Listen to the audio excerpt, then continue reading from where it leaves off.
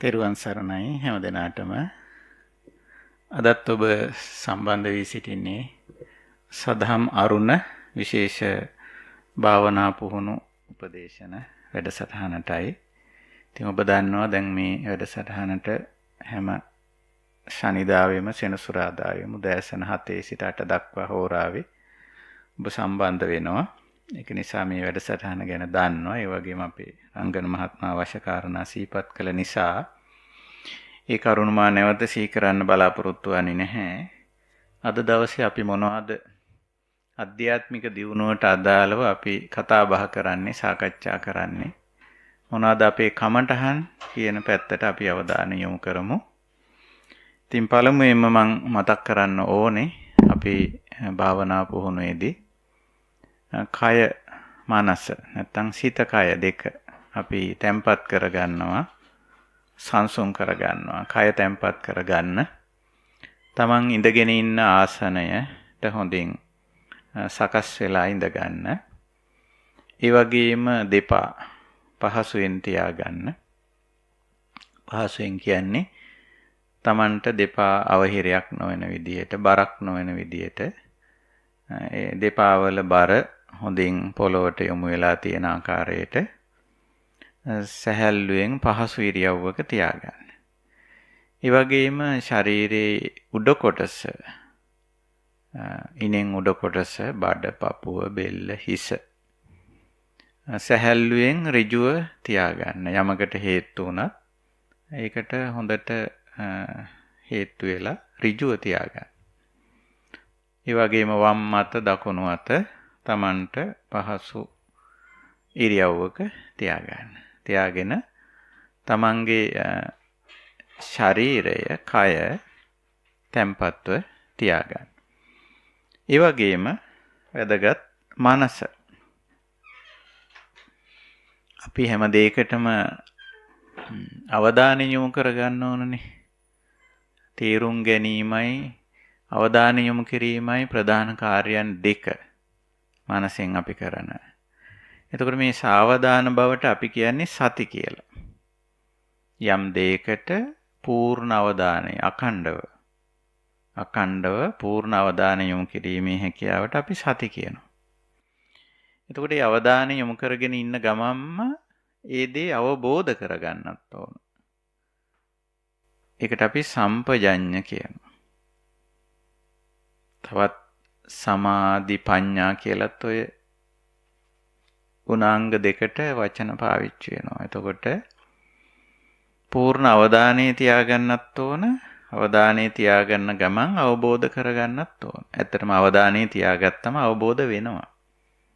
ඔය අපිට සමහර දේවල් අවබෝධ වෙන්නේ නැත්තේ අපි ඒකට අවධානය යොමු කරන්නේ නැති නිසා. පොඩ්ඩකට අවධානය යොමු කරාට දීර්ඝව, අඛණ්ඩව අවධානය යොමු කරන ස්වરૂපයක් ගොක් වෙලාවට නැහැ. ඉතින් භාවනාවේ මූලිකම කුසලතා දෙක, ඔය දෙක. සති, සම්පජඤ්ඤ. අවධානය, පූර්ණ අවධානය තබා ගැනීම. ඒ තුලින් ලබන අවබෝධය.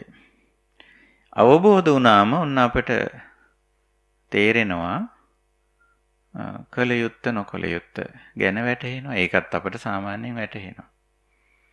එතකොට මේ කල යුත්ත කිරීමටත් නොකල යුත්තෙන් වැළකී සිටීමටත් යම්කිසි ප්‍රයත්නයක්, උත්සාහයක් අවශ්‍යයි. ඒකට තමයි අපි වායාම කියන්නේ, විරිය කියන්නේ. ওই විදිහට ওই මූලික ගුණාංග තුනෙන් තමයි අපේ මේ භාවනා මාර්ගය ඉස්සරහට යන්නේ. සති, සම්පජඤ්ඤ, විරිය. අවධානය, අවබෝධය සහ වෑයම, උත්සාහය. ඉතින් ඔය තුන තියාගෙන අදත් මේ හෝරාව මේ භාවනා පුහුණු උපදේශන වැඩසටහනට සම්බන්ධ වෙන්න කවුරුත් අදිෂ්ඨානශීලී වෙන්න. අනිකුත් දේවල් අපි මේ හෝරාවෙන් පස්සේ කරමු. මේ අතරතුර යම්කිසි සුළු බාධාවක් ආවොත් ඒ ගැන උපේක්ෂා වෙමු. අපි ජීවත් වෙන පරිසරය සජීවී, අපි සමග තවත් අය ජීවත් වෙනවා. ඒගොල්ලන්ගේ අවශ්‍යතා සමහරට එළඹෙන්න පුළුවන්. අපිව අමතන්න පුළුවන්. ඒ වගේ පොඩි පොඩි බාධාවල් එන්න පුළුවන්. ඒවා බාධාවල් කියලා හිතන්නත් එපා. මේ සිද්ධියේ සරල සිද්ධිවලට අපි උපේක්ෂා වෙමු. ඒවා ඉතින් සිද්ධ වෙන දේවල් කියලා හිතලා ඒ ගැන පොඩි කාලයක් සංසුන්ව ගත කරමු. එතකොට ආපහු අපිට පුළුවන් අපේ කාර්යයට අවධානය යොමු කරගන්න. ඉතින් පහුගිය වැඩසටහනේදී අපි කමටහනකට යොමු වුණේ නැහැ. පහුගිය වැඩසටහන ඔබට මතකයි අපිට ගොඩක් ප්‍රශ්න ඉදිරිපත් වෙලා තිබුණා. පැහැදිලි කර ගැනීම සඳහා හුඟක් අය ප්‍රශ්න යොමු කරලා තිබුණා. කඳුරට ගුවන්විදුලි මැදිරියටත් ඒ වගේම තැපැල් මාර්ගයෙන්ොත් ඒ වගේම මගේ පෞද්ගලික දුරකථන අංකයට WhatsApp මගින් දුරකථන මගිනුත් ගොඩක් ප්‍රශ්න යොමු වෙලා තිබුණා. ඇත්තටම ඒ වයින් අපිට ඔප්පු වුණු කාරණයක් තේරුණු කාරණයක් තමයි භාවනාවට උනන්දුව තියෙනවා. ඒ වගේම භාවනාව කරගෙන යන බව අපිට එකෙන් පැහැදිලි වුණා. ඒක බොහොම සතුටට කාරණයක්. මොකද මේ භාවනාව කියන එක ගැන පොඩි වචනයක් ඒකම කියන්න ඕන. අපි බලන්නේ ජීවිතයේ උදේ ඉඳන් රැ වෙනකන් කොච්චර අපි වැඩ කරනවද මහන්සි වෙනවද කියලා. ඒව නොකර බෑ. ඒව කරන්න එපා කියන එක නෙමෙයි මේකෙන් අදහස් කරන්නේ. අපි ජීවිතයේ කරන ආර්ථික සමාජ දේශපාලන පාරිසරික ආදී නොයෙක් ව්‍යාපෘති කටයුතු ඒ වයින් ජීවිතයට යම්කිසි සහනශීලී භාවයක් උදා වෙන එක ඇත්ත. ඒක తాවකාලිකව ටික කාලයකට ටික වෙලාවකට ඒ සහනශීලීත්වය ඇති වෙනවා. එතකොට හැබැයි ඒවා වෙනස් වෙනවා. ඒ ආර්ථික තත්ත්වයන් වෙනස් වෙනවා. සමාජීය තත්ත්වයන් වෙනස් වෙනවා. දේශපාලන තත්ත්වයන් වෙනස් වෙනවා. පාරිසරික තත්ත්වයන් වෙනස් වෙනවා. මේ හැම දෙයක්ම වෙනස් වෙනවා. එතකොට මේ වෙනස්කම තුල ඒක තේරුම් අරගෙන ඒක පිළි අරගෙන ඒකට අනුගත වෙලා අනුහුරු වෙලා යන්න පුළුවන්කම තියෙන්නේ හොඳට ධර්මය අවබෝධ කරගත්ත කෙනෙකුට විතරයි. එහෙම නැති කෙනෙක් අර මේ වෙනස් වීම එක්ක ලොකුවට ඇලෙනවා නැත්තම් ගැටෙනවා. ඒ වයින් මුලා වෙලා ආපහු යම් ගැටලු ප්‍රශ්න හදා ගන්නවා. ඒක නිසා මේ පවතින ලෝක ස්වභාවය සමග සංසුම් මනසකින් වැඩ කරන්න පුළුවන්කම ලැබෙන්නේ මේ ධර්මාවබෝධයේ තියෙන කෙනෙකුට තමයි. ඉතින් මේ භාවනාවෙන් අපි කරන්නේ එක පැත්තකින් ධර්ම අවබෝධය කර ගැනීම. ධර්මය අවබෝධ කර ගැනීම. ඊළඟට මේ දහමට අනුගතව ජීවත් වෙන්න. පුරුදු වෙන එක, පුහුණු වෙන එක. ඔන්නේ පුරුදු පුහුණු වෙන එකට තමයි භාවනා කියලා කියන්නේ. ඉතින් ඒක තුන් පැත්තකින් අපි හුරු පුරුදු වෙනවා. සීල භාවනා, සමාධි භාවනා, පඤ්ඤා භාවනා කියලා ওই pāli වචන වලින් කියන්නේ. ආචාර ධර්මීය අංශයෙන් අපි යම් හුරු පුරුදුකම් ඇති කරගන්න. චර්යාත්මක අංශයෙන්. ඒකට තමයි ඔය සීල භාවනා කියලා කියන්නේ. අපි මේ වැඩසටහන් වල මුල් අවස්ථාවල සීලය ගැන බොහොම ගැඹුරින් පැහැදිලි කරලා තියෙනවා. දැන් කරන්නේ අපි සීලය නැවත මතක් කර ගැනීමයි. අපේ ආචාර ධර්ම වල යම් අඩුපාඩුකම් සිද්ධ වෙන්න පුළුවන්, ඇදපළුදු වෙන්න පුළුවන්. අපේ තියෙන කලබල ගතිය, එහෙම නැත්නම් හදිසිය, සමහරට සතිය අඩුකම මේ වගේ දේවල් නිසා අපේ ආචාර ධර්මීය දෝෂ පැන නගින්න පුළුවන්. ඉතින් හැබැයි සතිය තියෙන එක්කෙනාට හොඳ සාවධාන බවක් තමන් පිළිබඳව තියෙනවා නම් එවැනි අතපසු වීමක් වුණත් තමන්ට වහා මේක වැටහෙනවා. මගේ අතින් මේ නුසුදුසු වචනයක් කියවුණා. මගේ අතින් නුසුදුසු ක්‍රියාවක් කෙරුණා. මගේ අතින් නුසුදුසු සිතිවිල්ලක් වැරදි විදියට මම මෙතෙන්දි මේක ගැන හිතුවා කියලා වහාම තමන් පිළිබඳ ඒ අවදිමත් භාවය ඇති වෙනවා. එතකොට ඒක නිවැරදි කරගන්න හරි පහසුයි. ඒ අපේ අතපසු වීම ප්‍රමාද දෝෂයෙන් වෙන කෙනෙකුට යම්කිසි කරදරයක්, හිරිහැරයක්, පාඩුවක්, අලාභයක්, අවමානයක් වුණා නම් අපි ඒකට අදාළ ප්‍රතිකර්මය කරනවා. සමා වෙන්න මට මේ වචනේ කියවුණා. ඒ විදියට කියලා. ඉතින් එහෙම ක්‍රියාවක් වුණා නම් ඒත් අපි ඒ වෙලාවේ ඒකේ සිද්ධ වෙච්ච අඩුපාඩු අපිට සකස් කරගන්න පුළුවන්. ඒ ඇරුණකොට වැරදි විදියට හිතුවනම් Taman දැක්කනම් මම මේක ගැන වැරදි විදියට හිතුවා. නෑ එහෙම නෙමෙයි හිතන්න ඕන මේක ගැන. එහෙම හිතන එක වැරදි. කියලා තමන්ගේ සිතුවිලි ධාරාව වෙනස් කරගන්න පුළුවන්. ওই විදිහට මේ සිහිනුවන තියෙන කෙනෙකුට තව කෙනෙකුගේ පෙරැත්තයකින් තව කෙනෙකුගේ අනකිරීමකින් බලකිරීමකින් තොරව සොයන්ව නිවැරදි වෙන්න පුළුවන්. ඒකයි භාවනා යෝගියෙක්ගේ තියෙන විශේෂත්වය. ඒක බාහිරට ලොකු දෙයක් පේන්නේ නැති වෙන්න පුළුවන් භාවනා යෝගියෙක්ගේ. නමුත් අභ්‍යන්තරිකව ලොකු දියුණුවක් තියෙනවා. ඒකයි. ඉතින් තමන්ගේ ඔය ආචාර ධර්මීය පක්ෂයේ යම් යම් අඩුපාඩුවක් වුණත් හදාගන්න පුළුවන්. ඊළඟට චිත්තාවේගී අංශය සමාධි භාවනාවෙන් කරන්නේ අපි ඒකයි. අපිට ඇති වෙන හැඟීම් අපේක්ෂා බලාපොරොත්තු ප්‍රාර්ථනා අදහස් සමහරට ඕවා ටිකක් ආවේගාත්මක ගතියක් එනවා. ඒ කියන්නේ ඉක්මන් වෙන ගතියක් එනවා. හැඟීම ඇවිල්ලා ඒක ඉක්මනින් ඉෂ්ට කරගන්න උවමනාකම සමහර වෙලාවට ඉස්මතු වෙනවා. අන්න ඒ වගේ වෙලාවක අපිට අපේ හැඟීම අදහස පාලනය කරගන්න ඕන ඉස්සර වෙලා. පාලනය කරගෙන ඒක දිහා බලන්න ඕන. මම මේ කරන්න යන දේ, කියන්න යන දේ හරිද කියලා. ඔන්න එහෙම බලන්න පුළුවන්කම තියෙන්නේ අර ටිකක් හැඟීම පාලනය කරගත්ත කෙනෙකුට තමයි. පාලනය කරගන්න බැරි වුණු කෙනෙකු අතින් ඒක ක්‍රියාත්මක වෙනවා වචනයෙන් හෝ ක්‍රියාවෙන්. අර පාලනය කරගත්ත කෙනා එයා එහෙම ඒකට කියන්නේ පාලනය කරගන්නවට කියන්නේ pāli භාෂාවෙන් සමත වෙනවා කියලා. සමත වෙනවා කියලා. දැන් හුඟක් අය පාලනය කරන්නේ සමත මණ්ඩල දාලානේ නේ. මේ සමත මණ්ඩලයේ දාගන්නේ ඇතුළෙමයි. තමන්මයි සමත වෙන්නේ. අර ආවේගාත්මක ගතිය තමන්ම පුරුදු වෙනවා පාලනය කරගන්න. ඉතින් පාලනය කරගෙන ඊට පස්සේ ඒක දිහා බලන ඕන විපස්සනාවට එන්නේ එතෙන්දි තමයි. විපස්සනා නුවණින් බලන එක දිහා. මොකක්ද දිහාද බලන්නේ? තමන්ගේම හැඟීම දිහා, තමන්ගේම සිතවිල්ල දිහා. බලපුවාම ඔන්න තේරෙනවා. මේ සිතවිල්ල හොඳද නරකද කියලා. හොඳ සිතවිල්ලක් නම් ඒක අපි ක්‍රියාත්මක කරනවා. නරක එකක් නම් අපි ඒකේ ආදීනව හොඳට බලලා ඒ සිතවිල්ල අයින් කරගන්න. නෑ මං ඒ අදහස අයින් කරගන්න. ඒක වැරදි අදහසක්. මටත් ඒක හානි කරයි. මේක ක්‍රියාත්මක වුණොත් තව කෙනෙකුටත් හානියක් වෙනවා. ඒක නිසා මං ඒක අයින් කරගන්නවා. පුළුවන් ඒක අයින් කරගන්න. බැරි නෑ. ওই විදිහට හැඟීම් පාලනය කරගන්න එක, හිත පිරිසිදු කරගන්න එක සමාධි භාවනාවේ කෘත්‍ය, කාර්යය. ඊළඟට ඔය වැඩ දෙක කරගන්න. ඒ කියන්නේ සීලය කියන්නේ මොකක්ද කියලා දැනගෙන සිල්වත් වෙන්නයි. සමාධිය කියන්නේ මොකක්ද කියලා දැනගෙන සමාධිය වඩා ගන්නයි අපිට අවශ්‍ය දැනුම. අවබෝධය. අන්න ඒ පැත්ත තමයි පඤ්ඤා කියලා කියන්නේ. පඤ්ඤා. ඉතින් ප්‍රඥා භාවනාවේදීත් කරන්නේ ප්‍රඥාව දියුණු කර ගැනීම.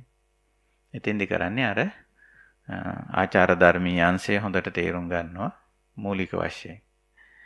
ඊළඟට ලෝක ස්වභාවයේ නාම රූප ධර්ම වල යථා ස්වභාවය අවබෝධ කරගන්නවා. එහෙම අවබෝධ කරගත්ත කෙනා දැන් හොඳට දැනුවත් කෙනෙක්. හැම දෙයක් පිළිබඳව හොඳ දැනුවත් භාවයකින් ඉන්න කෙනෙක්. ඒ දැනුවත් භාවයකින් ඉන්න කෙනෙකුට පුළුවන්කම තියෙන තමන්ව පාලනය කරගන්න එක පැත්තකින්. අනිත් පැත්තෙන් තමන්ගෙන් පරිබාහිර.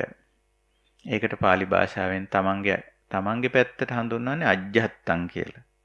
අපි ඔය අධ්‍යාත්මික කියන වචනයක් පාවිච්චි කරන්නේ. අජ්ජත්ත කියන්නේ තමන් පිළිබඳ කොටස හොඳට පාලනය කරගන්න පුළුවන්, හසුරවා ගන්න පුළුවන්, මෙල්ල කරගන්න පුළුවන්, මෙහෙව ගන්න පුළුවන්. නේ? ඊළඟට බහිද්ධාව. දැන් බහිද්ධාව අපිට ඕන විදිහටම හසුරවන්න බෑ. බාහිරේ. නමුත් තේරුම් අරගෙන සැලකිය යුතු ප්‍රමාණයකින් හසුරවා ගන්න පුළුවන් ප්‍රමාණය අපි හසුරවා ගන්නවා. නමුත් බැරි කොටස තේරුම් අරන් ඒකට අනුගත වෙන්න පුළුවන්, අනුහුරු වෙන්න පුළුවන්. දැන් උදාහරණයක් කිව්වොත් අපිට පුළුවන්කම තියෙනවා අපේ ශරීරය ගොඩක් සීතල වෙනවා කියලා හිතමු, නැත්නම් රස්නේ වෙනවා කියලා හිතමු. අපිට පුළුවන් යම් ප්‍රමාණයකට අපේ ශරීරයේ උෂ්ණත්වය යම් කිසි ක්‍රමයකට අඩු වැඩි කරගන්න නේ. එහෙනම් පුළුවන්කම තියෙනවා. හැබැයි බාහිර ඔන්න කාලගුණ දේශගුණ தත්ත්වයේ බරපතල විදිහට වෙනස් වෙනවා. තද සීත කාලයක්, තද රස්නේ කාලයක්. ඒක අපිට ඕන හැටියට හසුරන්න බෑ. නේ? ඒක තේරුම් අරන් ඒකට අනුගත වෙනවා, අනුහුරු වෙනවා. අපි ඒකට අනුහුරු වෙලා කටයුතු කරනවා. අන්න ඒ වගේ. ඔයිට වැඩි සංකීර්ණ උදාහරණයක් කියන්නම්. දැන් අපිට තරහක් මොකක් හරි ඇති වුණොත් අපිට ඒක පාලනය කරගන්න පුළුවන්. අපි භාවනා යෝගීන් නිසා. හැබැයි වෙන කෙනෙකුට තරහක් ආවොත් අපිට 100% එයාගේ තරහ පාලනය කරන්න පුළුවන් වෙයිද? බොහෝ විට බැරි වෙයි. එතකොට අපි මොකද කරන්නේ? අර කාලගුණ දේශගුණ தත්වයක් එක්ක වැඩ කරනවා වගේ අපි දන්නවා මෙයා රත් වෙලා ඉන්නේ දැන්. කේන්ති අරන් ඉන්නේ. එතකොට එයාගේ කේන්තිය නිවන්න අපිට බැරි වෙන්න පුළුවන් සමහරට. මේ අවවාද කළා සංසුන් කළා. නමුත් එතෙන්දී ප්‍රධාන දේ තමන් ඒ தત્ත්වයේ එක්ක කල්පනාවෙන් වැඩ කරන එක. අනිත් එක්කෙනා දැන් මෙහිමයි. එයාගේ ස්වභාවය. එයා ද්වේෂයටපත් වෙලා, එහෙම නැත්නම් රාගයටපත් වෙලා. ඔය වගේ මොකක් හරි එකකට වුණාම අර බාහිර කාලගුණයේ දේශගුණයේ වෙනස් වුණා වගේ අපි බොහොම කල්පනාවෙන් ඉවසීමෙන් වැඩ කරන්න පුළුවන්. අන්න එහෙම. ඒක තමයි මේ භාවනාවේ තියෙන දක්ෂකම. නැත්නම් භාවනාව තුළින් අපි ඇති කරගන්නා වූ ගුණාංගය ඒකයි. අජ්ජත්තං ඇතුළත අධ්‍යාත්මික தত্ত্বය අපිට පුළුවන් ගාක් වැඩි දියුණු කරගෙන ඒක හොඳම මට්ටමට අපි කියන්නේ දැන් වචනයක් පාවිච්චි කරන්නේ සුපිරි කියලා නේ. සුපිරි මට්ටමට සකස් කරගන්න පුළුවන් අධ්‍යාත්මයේ. මේ සුපිරි මට්ටමටම සකස් කර ගැනීම තමයි අරහා කියන්නේ. අරහත් කියලා කියන්නේ. සුපිරි මට්ටමට සකස් වුණා මොකද තියෙන తත්වය? ඒක Tamanට දැක ගන්න පුළුවන්. Tamanගේ ආචාර ධර්මීයන්සේ නිවැරදි වෙනවා. සීල කියලා අපි කියන්නේ. ඊළඟට චිත්තාවේගී අංශය පිරිසිදුයි. සමාධි. ප්‍රඥාව අවබෝධේ නිවැරදි. ඔය තුන ඔතෙන්ට ආපුවාම අධ්‍යාත්මික தত্ত্বය ඉහළම මට්ටමට ඇවිල්ලා. ඊට පස්සේ බහිද්දාව බාහිරයත් එක්ක කටයුතු කරන්න හරි දක්ෂකමක් තියෙනවා අපි ළඟ. දක්ෂකමක් තියෙනවා. කුසලෝ. ඒ මොකද? බහිද්දාව තේරෙන නිසා. ඉතින් ওই විදිහයි ওই භාවනාව ගැන මම කෙටියෙන් මතක් කළේ. හොඳයි. අපි හැමදාම අපේ සීලය කොටස මතක් කරගන්නවානේ. මේ භාවනාවේ මුලටම තියෙන්නේ සීල භාවනාව. සීල සමාධි ප්‍රඥා. ඒක නිසා හැමතිස්සෙම අපි ඒක මතක් කරගන්න. අපේ ආචාර ධර්මීය කොටස. මේන් මතක් කරගන්නේ ඔබ දන්නවනේ සීලේ කොටස් දෙකකට අපි දැන් බෙදලා පෙන්නලා දීලා තියෙනෝනේ. ලෝක සම්මත සිරිත් විරිත් නීති රීති සම්ප්‍රදායන් විවස්ථා මේවට කියන්නේ අபிසමාචාර කියලා. ආභිසමාචාරිකා සික්ඛා. අபிසමාචාර පුරුදු පුහුණු වෙන එක. සික්ඛා කියන්නේ එතන පුරුදු පුහුණු වෙනවා කියන්නේ. කොතෙන්ට ගියත් එතන තියෙන සිරිත විරිත සම්ප්‍රදාය නීතිය රීතිය දැනගෙන ඒකට අනුගත වෙන්න ඕන. ඒක තමයි යහපත් මිනිස්සෙගේ ලක්ෂණය. ඒතකොට ඒක අපි කලින් දන්නේ නැහැ. සමහර වෙලාවට. නේ? දැන් නම් අපි දන්නවා ස්පිරිතාලෙට ගියොත් කොහොමද කරන්න ඕන කියලා අපි දෙතුන් සැරයක් ගිහිලා තියෙන නිසා. හැබැයි ඒත් ඊයේ අද ස්පිරිතාලේ ගිහිල්ලා අද යනකොට එතන අபிසමාචාර ටික ඒ කාර්ය මණ්ඩලය රෝහල් අධ්‍යක්ෂක මණ්ඩලය හරි කවුරු හරි වෙනස් කරලා තියෙන්න පුළුවන්. ආහා අද මේ පැත්තේ යන්න බෑ මෙහෙමයි. අද අපි කාලය වෙනස් කරලා තියෙන්නේ මෙහෙමයි. වෙනස් වෙලා තියෙන්න පුළුවන්. එතකොට අපි ඒකට අනුගත වෙන්න ඕනනේ. දැන් මේ දරුවෝ පාසල් යන්න සූදානම් වෙලා ඉන්නේ. දැන් පාසලේ කලින් තිබිච්ච අபிසමාචාර ටික දැන් වෙනස් වෙලා තියෙන්න පුළුවන්. එහෙම යන්න බෑ ඉස්කෝලේට මෙහෙමයි යන්න ඕන. මේ විදියට ඇතුල් වෙන්න ඕන. පන්ති කාමරේ මෙහෙම අන්න ඒව වෙනස් වෙලා තියෙන්න පුළුවන්. අපි එතෙන්ට ගිහිල්ලා ඒ මොහොතේ අහලා විමසලා දැනගෙන ඒකට අනුගත වෙනවා. ඒ ටික තමයි අபிසමාචාර කියලා කියන්නේ. ඊළඟට අපි ළඟ නිරන්තරයෙන් තියෙනවා. වෙනස් කරගන්න නැතුව අපි ළඟ නිරන්තරයෙන් තියාගන්න ආචාර ධර්ම කොටසක් තියෙන. ඒකට තමයි අපි ආදි බ්‍රහ්මචර්ය කියලා. ඊට අදාළ ශික්ෂාපද 16ක් අපි මතක් කරලා තියෙනවානේ. බුදුරජාණන් වහන්සේ විවිධ තැන්වල විවිධ සංඛ්‍යාවලින් දේශනා කරපු ශික්ෂාපද දැන් අපි ඔක්කොම එකට එකතු කරගෙන තියෙනවා. එකට එකතු කරාපුවාම 16ක් අපිට මොන ගැහෙනවා. විශ්ව ආචාර ධර්ම හැටියට ලෝකේ හැමෝම පිළිගන්න ඒවා 9ක් තියෙනවා.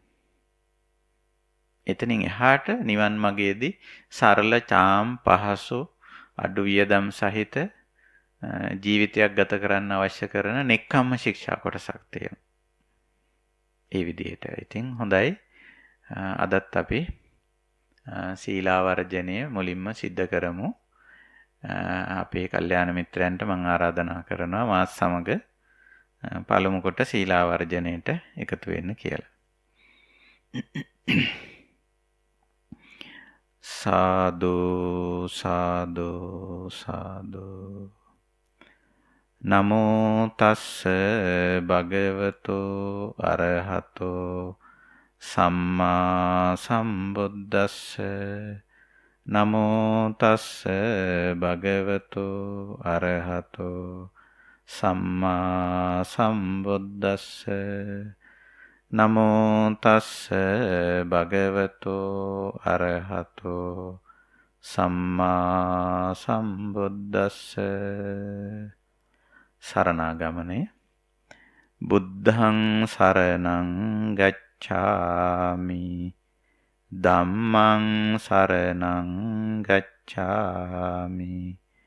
සංඝං සරණං ගච්ඡාමි.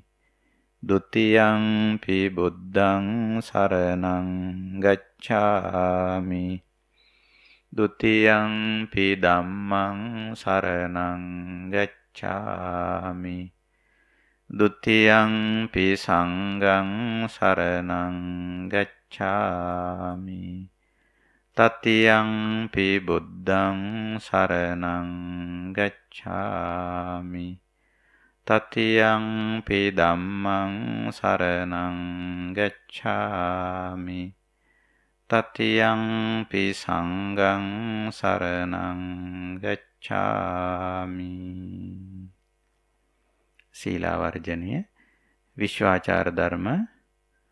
පානාතිපාතා වේරමණී සික්ඛාපදං සමාදියාමි. අදින්නාදානා වේරමණී සික්ඛාපදං සමාදියාමි. කාමේසු මිච්ඡාචාරා වේරමණී සික්ඛාපදං සමාදියාමි. මුසාවාදා වේරමණී සික්ඛාපදං සමාදියාමි. පිසුනා වාචා වේරමණී සික්ඛාපදං සමාදියාමි. පරුසා වාචා වේරමණී සික්ඛාපදං සමාදියාමි. සංපප්පලාපා වේරමණී සික්ඛාපදං සමාදියාමි. මිච්ඡා ආජීවා වේරමණී සික්ඛාපදං සමාදියාමි. සුරාමේරය මජ්ජපමා දට්ඨානා වේරමණී සික්ඛාපදං සමාදියාමි. සාපේක්ෂාචාර ධර්ම. නෙක්ඛම්ම ශික්ෂා. අබ්‍රහ්මචර්යා වේරමණී සික්ඛාපදං සමාදියාමි. නච්ච ගීත වාදිත විසූක දස්සනා වේරමණී සික්ඛාපදං සමාදියාමි. මාලා ගන්ධ විලේපන ධාරණ මණ්ඩන විභූෂණට්ඨානා වේරමණී සික්ඛාපදං සමාදියාමි. උච්චාසයන මහාසයනා වේරමණී සික්ඛාපදං සමාදියාමි. ජාත රූප රජත පටිග්ගහනා වේරමණී සික්ඛාපදං සමාදියාමි. මෙත්තා විහරණං සමාදියාමි. සාදු සාදු සාදු. ඔය අපේ ආචාර ධර්ම පද්ධතිය. මහා විශිෂ්ට එකක්.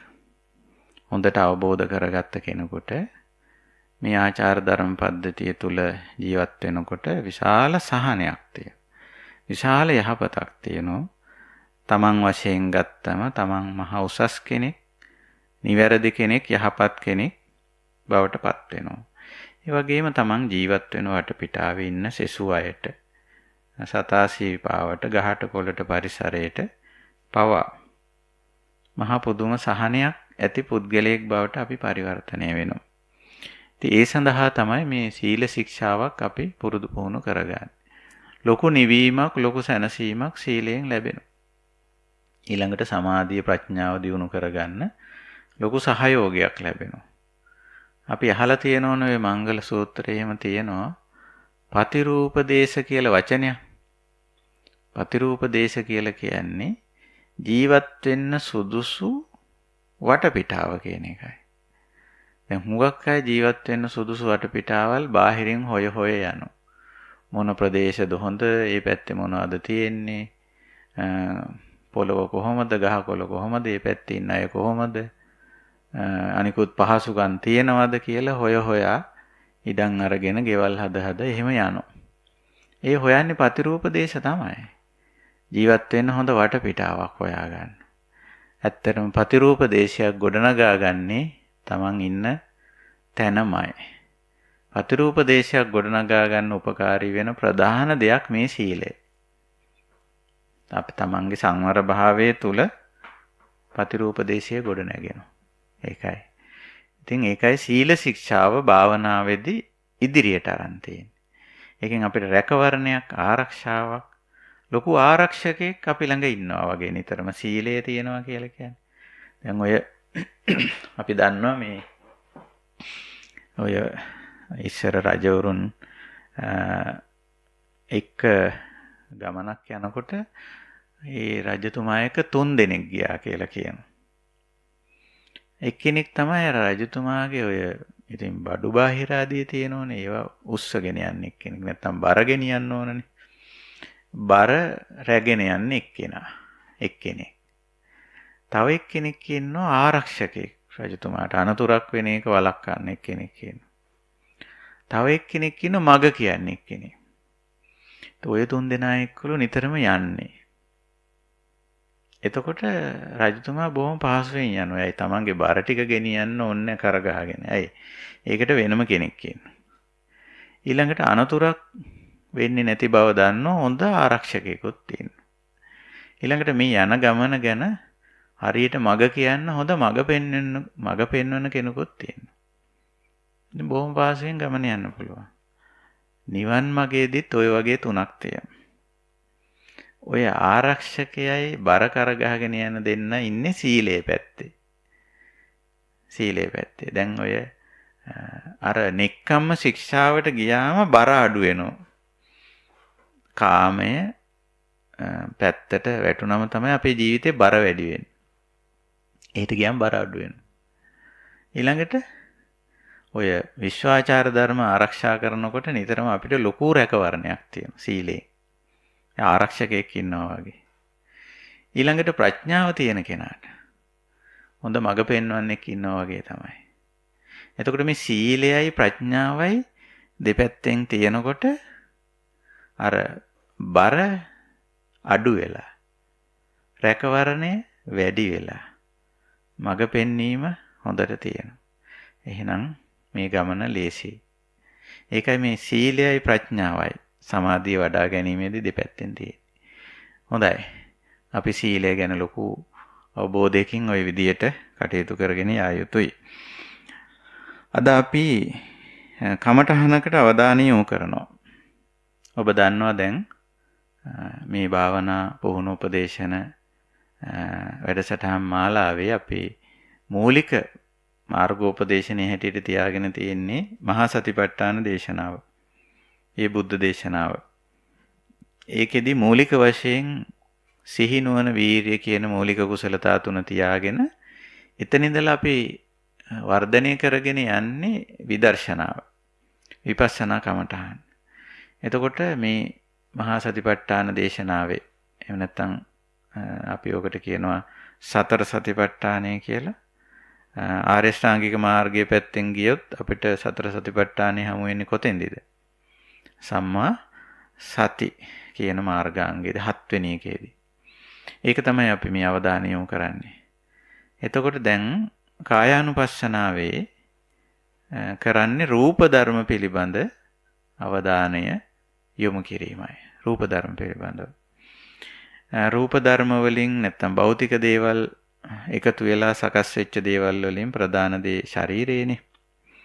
එතකොට ශරීරය මූලික කරගෙන තමයි රූප කර්මස්ථාන බුදුරජාණන් වහන්සේ නිතරම ඉදිරිපත් කරන්නේ. ඉම මේව කායං කියලා.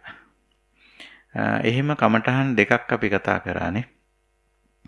පටිකූල මනසිකාර සහ ධාතු මනසිකාර. පටිකූල මනසිකාරයෙන් අපි ඉගෙන ගත්තේ මොකද්ද? මේ භෞතික දේවල් වල ප්‍රතිවිරුද්ධ ස්වභාවයක් අපිට දකින්න පුළුවන්. අපි කැමති වෙන ස්වභාවයයි ඒක තුලින්ම අපි අකමැති වෙන ස්වභාවයත් ඉස්මතු වෙලා එනවා. නේ? ප්‍රතිවිරුද්ධ, පටිකූල, අනුකූල, පටිකූල කියන දෙකම අපි අවබෝධ කරගත්තම ඔන්න භෞතික දේවල් පිළිබඳව ගැඹුරු ඥානයක් ඇවිල්ලා ඒකත් එක්ක ඇති වෙන ගැටලු මගහැරෙනවා. ඒකයි. ඊළඟට ධාතු මනසිකාරයට ගියාම අපි තේරුම් ගත්තා ඔය සත්වය පුද්ගලව හැටියට ශරීර ගහකොළ ද්‍රව්‍ය භාණ්ඩ වස්තු හැටියට තිබ්බට ඒ හැම තැනම තියෙන්නේ සතර මහා භූත. පඨවි ආපෝ වායෝ තේජෝ. ඝන ද්‍රව වායු ශක්ති. ඔය හතර ගොනු වෙලා තමයි හැම භෞතික දෙයක්ම සකස් වෙලා තියෙන්නේ. හැබැයි මේ හතරෙන් සකස් වුණාට ඒ හතරත් නිට්ටය නෑ. පඨවිත් අනිත්‍යයි, ආපෝත් අනිත්‍යයි, වායෝත් අනිත්‍යයි, තේජෝත් අනිත්‍යයි. හැබැයි මේ හතරෙන් සකස් වෙලා යම් යම් දේවල් ඒ වයින් සකස් වෙලා තියෙන එක හැබැයි. නමුත් අපි ඒකෙනුත් තේරුම් ගත්තා මේ භෞතික දේවල්, භූත නැත්නම් රූප ධර්ම සකස් වෙච්ච හැම දෙයක්ම අනිත්‍යයි කියලා. ඔන්න ඔය වගේ දැන් අපි ගැඹුරු තැනකට ආවා. ඊළඟට මේ මහා සතිපට්ඨාන දේශනාවේ ඊළඟ කමඨහන හැටියට තියෙන්නේ සීවතික කාය උපසංහරණය කියලා. ඕක ප්‍රසිද්ධ නව සීවතිකය කියලා. ඒකේ පියවර 9ක් තියෙන නිසා නව. සීවතික කියන වචනේ අදහස සාමාන්‍යයෙන් මේ යම්කිසි දෙයක් වැඩකට ගන්න බැරි දෙයක් විසි කරන තැනට කියන සීවතිකය කියලා. දැන් අපේ කුණු ටිකක් හරි වැඩකට ගන්න බැරි දෙයක් හරි තියෙනකොට අපි මොකද කරන්නේ? දැන් අපි හිතමු ගේ තියෙනවා කැඩිච්ච පුටුවක්. මොකද කරන්නේ? හදන්නත් බෑ දැන්. අපි අරගෙන ගිහිල්ලා ওই ගේ පිටිපස්සේ තියෙන ඔය එහෙම දේවල් දාන තැනක් මඩුවක් වගේ එකක්. අපි ගිහිල්ලා එතෙන්ට දානවා. නේ? අන්න ඒක සීවතිකේ. ඊට පස්සේ අපි කුණු ගොඩවල් ඔක්කොම එකතු කරගෙන ගිහිල්ලා දැන් නගරයේ කිට්ටුව කොහේ හරි තියෙන කුණු එකතු කරන තැන. ඔය කුණු කඳු තියෙන්නේ. අපේ මේ මධ්‍යම පළාතේ තියෙන විශාල කුණු කන්දක් ගොහාගොඩ නේද? ඒ වගේ අර ඔක්කොම එකතු කරගෙන ගිහිල්ලා එක තැනකට දානවා. අර වැඩකට නැති ප්‍රයෝජනෙට ගන්න බැරි දේවල් දමන තැනට කියනවා සීවතිකය කියලා. ඉතින් ඉස්සර මිනිස්සෙක් මැරුණමත් ඒ මල කඳන් දැන් වැඩක් නැහැනේ. මැරිලානේ. ඒකෙන් වැඩක් ගන්න බෑ. ඒකත් ගිහිල්ලා දාන තැනක් තිබුණා. සීවතිකය. ඒ කියන්නේ මැරුණු අයගේ මල කඳන් මල සිරුරු දාන තැන. ගිහිල්ලා දානවා විසිකල්ලා දානවා. ඕකට කිව්වා අමුසෝන කියලා. සීවතිකය. ඉතින් ඕක දැන් නම් එහෙම තැන් අපිට හොයාගන්න නැහැනේ. අපි මේ කනත්තට ගියොත් එහෙම විවෘත තැන්වල දාන්නේ නැහැ ඒවා. මෘත ශරීරය එහෙම දාන්නේ නැහැ. එක්කෝ ඒවා පොළොවට පස් කරන වෙන විදියට පොළොව වලලානෝ. එහෙම නැත්නම් මේ ආදාහනය කරනවා. දහනය කරනවා. දහනය කරනවා කියලා කියන්නේ පුච්චලා දානවා කියන එකනේ. එහෙම කරනවා. ඒක නිසා අර වගේ දෙයක් අපිට දකින්න හම්බෙන්නේ නැහැ. නමුත් ඉතින් අපිට බැහැර කරපු දේවල් දැක ගන්න පුළුවන් තැන් තියෙනවා. ওই වගේ. ඒවට කියන්නේ සීවතිකය කියලා. එතකොට දැන් මේ ශරීරය පදනම් කරගෙන මේ රූපකාය පදනම් කරගෙන සීවතිකයක් පෙන්වනවා. ඒ කියන්නේ මේ ශරීරය අපි පොළොවට පස් වෙන්න පොළොවේ වලක් කපලා වල දැම්මේ නැතොත්, ඒ වගේම දහනාගාරයකට දාලා දහනය කළේ නැතොත්, ඒක අපි විවෘත කොහේ හරි තැනක පැත්තකට කරලා ඈතක කරලා තිබ්බොත් මොකද වෙන්නේ මේ ශරීරයේ? මොකද වෙන්නේ? අන්න වෙන දේ හරිම ස්වභාවික දෙයක් වෙන්නේ. ඒ සිද්ධ වෙන දේ හරිම ස්වභාවිකයි. මොකද වෙන්නේ? ඔන්න පළවෙනි සීවතිකයේදී පෙන්නනවා. ඒකාහ මතංවා දීහ මතංවා තීහ මතංවා මැරිලා දවසක් හරි දෙකක් හරි තුනක් හරි වෙනකොට මොකද වෙන්නේ? උද්දුමාතිකං ඉදිමෙනෝ විනීලකං කළු පැහැවෙනෝ විපුබ්බක ජාතං මොකද වෙන්නේ? ඕජාව ගලන්න පටන් ගන්න. ස්වභාවික සංසිද්ධියක් නේ. දැන් අපි පළතුරු ගෙඩියක් වෙන මොන හරි දෙයක් කපලා කෑල්ල කුණු ගොඩට දාලා තියන්නකො ඒත් වෙන්නේ ඕකම තමයි. ඒකේ පැහැය වෙනස් වෙනවා. එනේ ඕජාව ගලන්න පටන් ගන්නවා. මොකද්ද මේ වෙන්නේ? එක්තරා විපරිණාම ධර්මතාවයකට භාජනය වෙනවා. දි รา පත් වෙනවා කියලා අපි කියන්නේ. ඒ වගේ දෙයක් සිද්ධ වෙනවා. අපේ ශරීරයටත් ඒකමයි වෙන්නේ. අපිට ඕක අද දැක ගන්න බැරි වෙලා තියෙන්නේ. අපි ඕක දැක ගන්න අවස්ථාව සලසන්නේ නැහැ. අපි ශරීරය මොකද කරන්නේ? මැරුණමත් මල් ශාලාවට යවලා හොඳට ලස්සනට හැඩ කරලා නේද? ගෙනල්ලා ශාලේ මැද්දේ තියලා තියෙන. ඊට පස්සේ ඕකේ ගඳ එහෙම එනවට විටින් විට සෙන් බෝතලයක් ළඟින් තියලා සෙන් ටිකක් එහෙම ගහනවා. මැස්සෝ ඇහිරේ කියලා පෑන් එකක් එහෙම දාලා තිනවා. දන්න ඔය ටික ඔක්කොම වෙනවා කියලා. ඉතින් මේ එහෙම කරලා මොකද කරන්නේ? අර ස්වභාවිකත්වය වහලා තියෙන්නේ. ස්වභාවිකත්වය වහලා තියෙන්නේ. නමුත් ස්වභාවිකත්වය අරක. දැන් මේ පෙන්නන්නේ විදර්ශනාවෙන් පෙන්නන්නේ යථා ස්වභාවය. අපේ ශරීරයට සිද්ධ වෙන ඇත්තම தත්ත්වය. මරුණයින් පස්සේ ඕක තමයි වෙන්නේ. ඉතින් ඊට පස්සේ අපි හිතමු තවදුරටත් අර අමුසොහනේ මේ ශරීරයේ තියෙනවා කියලා. මොකද වෙන්නේ? ඔන්න ඕක කන්න කට්ටියක් එනවා. නේ? විවිධේහිවා පානක ජාතේහි කජ්ජමානං. විවිධ අය කන්න පටන් ගන්න මේක. ඉතින් එතෙන්ට එන්න පුළුවන් සතුන් ඇවිල්ලා කපුටොද්ද පිහාඹන අය උඩින් ඇවිල්ලා කනවා. බිම ඇවිදගෙන යන අය ඇවිල්ලා කනවා. මේක කනවා. ස්වභාවික ඒකයි. මල සිරුරක් හම්බ වුණොත් අනිත් සතුන් කනවා. කන සතුන් කනවා. ඕක තමයි වෙන්නේ. ඉතින් දැනුත් ඉතින් අපේ ශරීරයේ කනවානේ. ඇතුලේ පණුව ඉන්නවා. මෙහෙන් මැස්සෝ ඇවිල්ලා වහනවා. උකුණු මකුණු කනවානේ.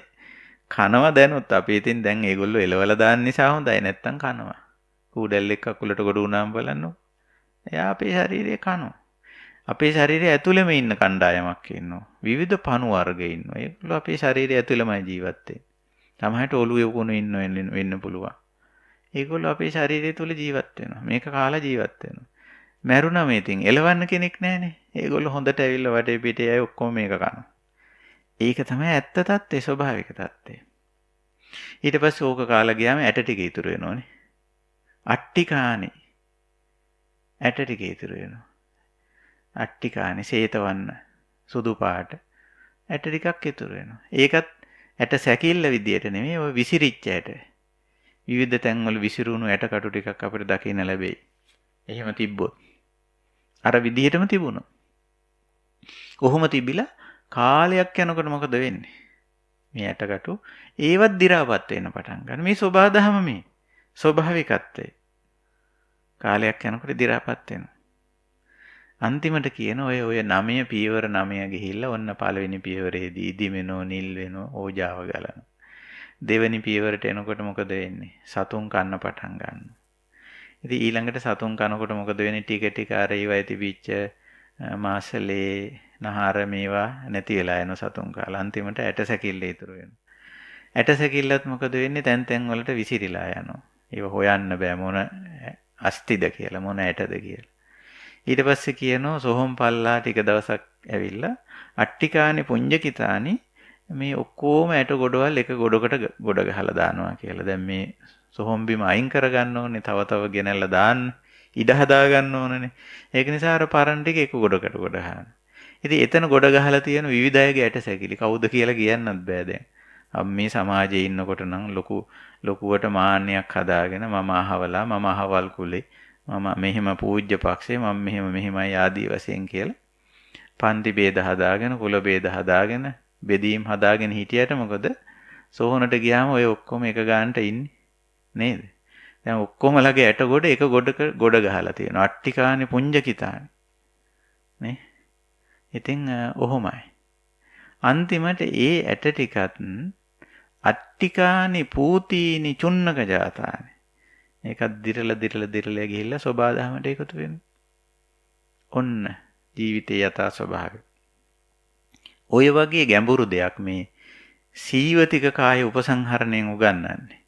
ඉතින් හැබැයි අපේ ශරීරයට ඔය දේ සිද්ධ වෙනවා අපිට කවදාවත් දකින්න ලැබෙන්නේ නැහැ. තමන්ගේ ශරීරයට ඔය දේ සිද්ධ වෙනවා තමන්ට දකින්න ලැබෙන්නේ නැහැ. ඒක නිසා බුදුහාමුදුරේ ඒකට උපක්‍රමයක් යෙදුවා. මොකද්ද? ඔය මැරිච්ච මල සිරුරක් ළඟට යන්න ගිහිල්ලා උපසංහරණය කියන්නේ අන්න ඒක තමයි. මේ කමඨහන හඳුන්වන්නේ කාය උපසංහරණය කියලා. අයම්පිකෝ කායෝ ඒවං ධම්මෝ ඒවං භාවි. නේ? උපසංහරති සංසන්දනය කරලා හිතලා බලනවා මේ ශරීරයේ දැන් මෙයා පණ තිබුණු කෙනෙක් හොඳට කතා බහ කරා වැඩ කරා රස්සාව කළා හොඳට ක්‍රියාකාරීව හිටියා දැන් මැරිලා. දැන් මොකද වෙන්නේ? දැන් නෑ පණ නෑ. දැන් මෙයාගේ ශරීරය දැන් දි รา පත් වීගෙන යනවා මේ ශරීරය. අයම්පිකෝ කායෝ මේ මගේ ශරීරයටත් ඕකම තමයි වෙන්නේ යම් දවසක. ආත් මැරුණම ওই ටිකම තමයි සිද්ධ වෙන්නේ. කියලා වෙනත් ශරීරයක් ඇසුරෙන් තමන්ගේ ශරීරයට සිද්ධ වෙන දේ නුවණින් හිතා ගන්න. නුවණින් ප්‍රඥාවෙන් හිතා ගන්න. උපසංහරති අයම්පිකෝ කායෝ ඒවං ධම්මෝ මේක තමයි ධර්මතාවය. ඒවං භාවී මේක තමයි ස්වභාවය. ඒතං අනතීතෝ මේ ස්වභාවය ඉක්මවන්න බෑ කාටවත් කියලා. ඉතින් අන්න ශරීරයට විතරක් නෙමෙයි හැම ද්‍රව්‍ය භාණ්ඩ වස්තුවකටම ওই தත්ත්වය ඇති වෙනෝනේ. අපි යම්කිසි භාණ්ඩයක් ගෙනාපුවම ඒක හරි ගෙනාපු ගමන් හරිම නැවුම් ක්‍රියාශීලී ශක්තිමත් වැඩ කරන ක්‍රියාත්මක වෙනවා. ටික කාලයක් යනකොට මොකද වෙන්නේ? අබල දුබල වෙනවා. අන්තිමට කැඩුනා. දැන් හදන්නත් බෑ. රිපෙයාර් කරලා බලනවා හදන්නත් බෑ. මොකද කරන්නේ? අන්න සීවතිකයට දානවා. කුණු කොට දානවා. ඔය භෞතික දේවල් වල භූත ධර්ම වල රූප ධර්ම වල යථා ස්වභාවය. ඉතින් ඕක අවබෝධ කරගෙන හිටියම මොකද්ද? ඇයි ඕක අවබෝධ කරගන්න කියන්නේ? අවබෝධ කරගෙන ඉන්න කෙනාට අර වගේ දේවල් සිද්ධ වෙනකොට එයා කම්පා වෙන්නේ නැහැ, දුක් වෙන්නේ නැහැ, බය වෙන්නේ නැහැ, තැති ගන්නෑ. ඊළඟට මේකත් එක්ක අනවශ්‍ය විදියට පොර බදන්නේ නැහැ. දැන් අපි ශරීරයේ වයසට යනකොට පරණ වෙනකොට කැඩෙනව බිඳෙනකොට අපි ටිකක් ඕනවට වැඩිය මේකත් එක්ක පොර බදන්න සූදානම් වෙනෝනේ. නේ? එහෙම ඕනේ නෑ.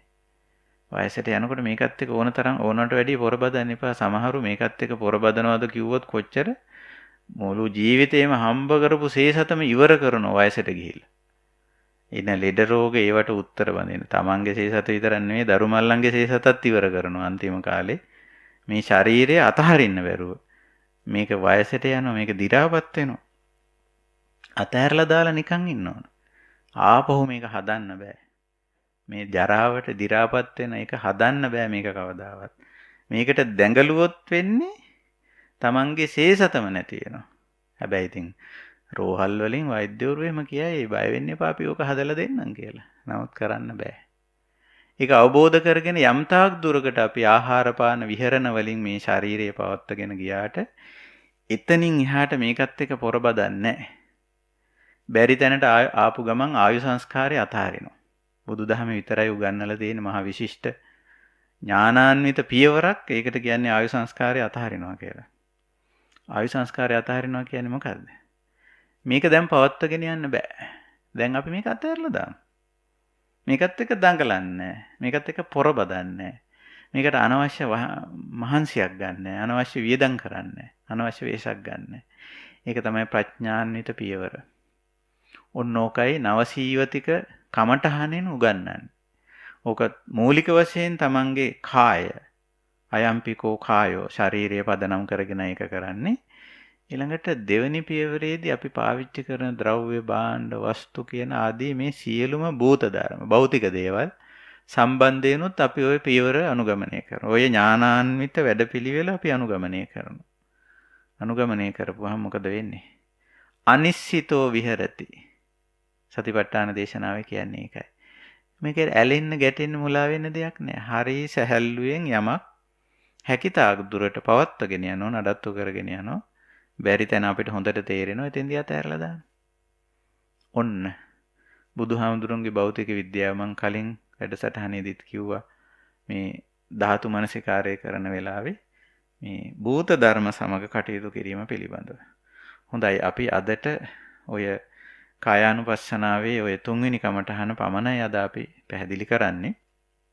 ඉතින් මේ සදහම් අරුණෙන් අපි බලාපොරොත්තු වෙන්නේ මේ භාවනා කර නැත්තන්ට සීල සමාධි ප්‍රඥා කියන ಗುಣ වඩ නැත්තන්ට ඒ ಗುಣ වඩා ගන්න අවශ්‍ය කරන මඟ පෙන්වීම කරන්න. අපේ මේ සදහම් අරුණ කලන මිත්‍රයෝ, කල්යාණ මිත්‍රයෝ මේ වගේ වැඩසටහනක් සංවිධානය කරලා අපිටත් ආරාධනා කරලා මේවට දායකත්ව සපයාගෙන මේ කාර්ය කරන්නේ බොහොමත්ම කරුණාවෙන් මෛත්‍රිය. ඉතින් ඒ මොකද විශේෂයෙන් මේ කලන මිතුරන් අතර ඉන්නවා ඒ අය ඔක්කොම බණ භාවනා කරන අය. ඒගොල්ලෝ බණ භාවනා කරලා ඒ බණ භාවනා කිරීමෙන් ලබාගත් ජීවිතයේ ලොකු සහනයක් ලබාගෙන තියෙන අය. මේ සදහම් අරුණට සම්බන්ධ වෙලා ඉන්න කල්යාණ මිත්‍ර පිරිස. ඒ අය දන්නවා මේක යහපත.